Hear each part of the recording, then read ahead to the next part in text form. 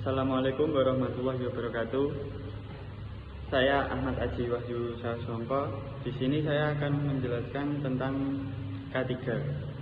Keselamatan dan kesehatan kerja atau K3 adalah segala kegiatan untuk menjamin dan melindungi keselamatan dan kesehatan tenaga kerja melalui upaya pencegahan kecelakaan kerja dan penyakit akibat kerja. Melindungi tenaga kerja dan orang lain, menjamin keselamatan dan kesehatan setiap orang di tempat kerja, termasuk pekerja, pengunjung, dan masyarakat sekitar.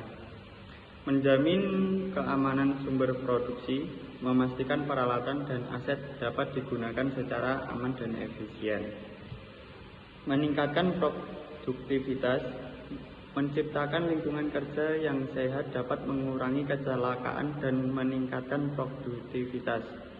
Menjamin kelestarian tenaga kerja, mempertahankan tenaga kerja agar tetap sehat dan sejahtera untuk mencapai kemakmuran.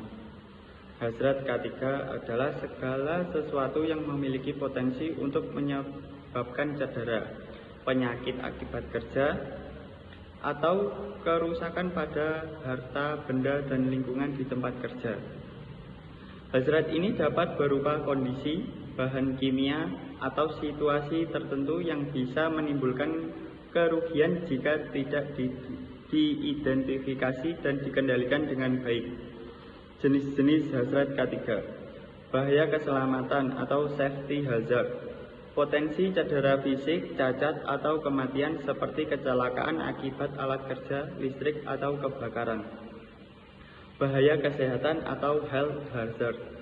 Potensi penyakit akibat paparan terhadap faktor-faktor tertentu seperti bahan kimia,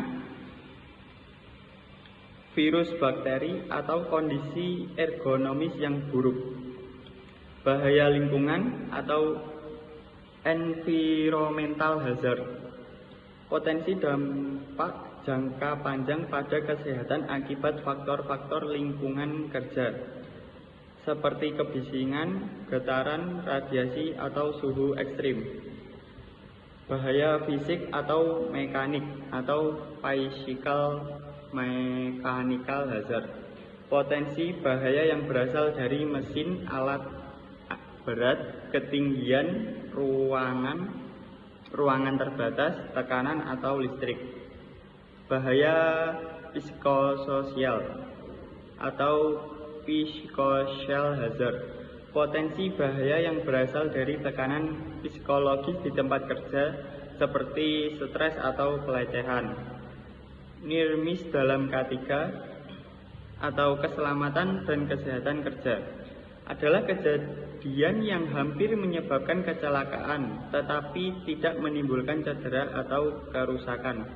Meskipun tidak ada kerugian langsung, near miss berfungsi sebagai peringatan penting yang menunjukkan adanya kondisi atau potensi bahaya yang perlu segera diatasi untuk mencegah kecelakaan yang lebih serius di masa depan. Contoh near miss dalam K3. Seorang pekerja hampir terpeleset di area licin, tetapi berhasil menstabilkan diri sebelum jatuh. Tali pengangkat barang hampir putus saat mengangkat beban, tetapi pekerja segera menjauh dari area tersebut untuk menghindari tertimpa.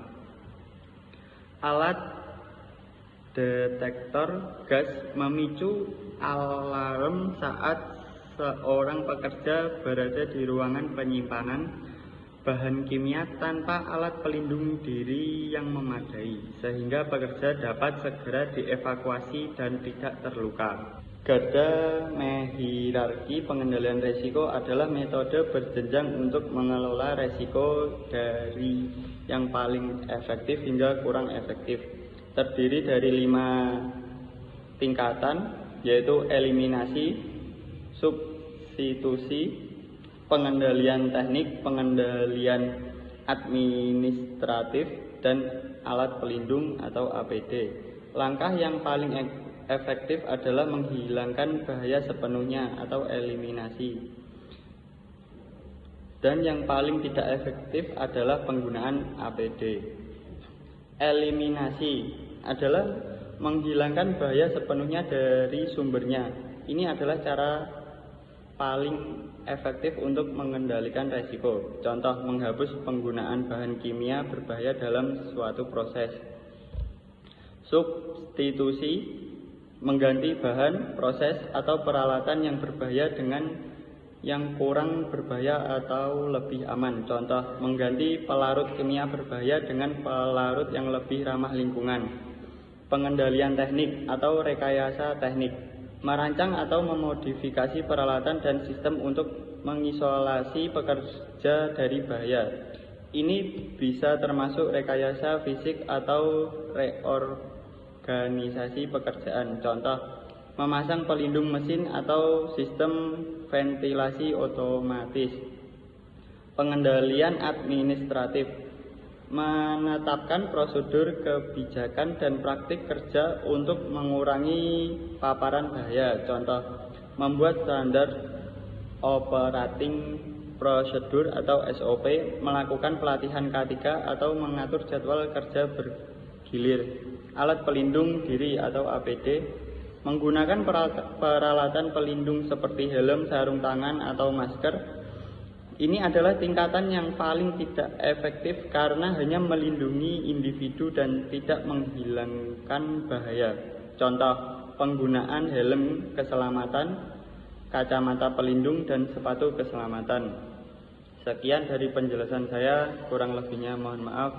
Wassalamualaikum warahmatullahi wabarakatuh.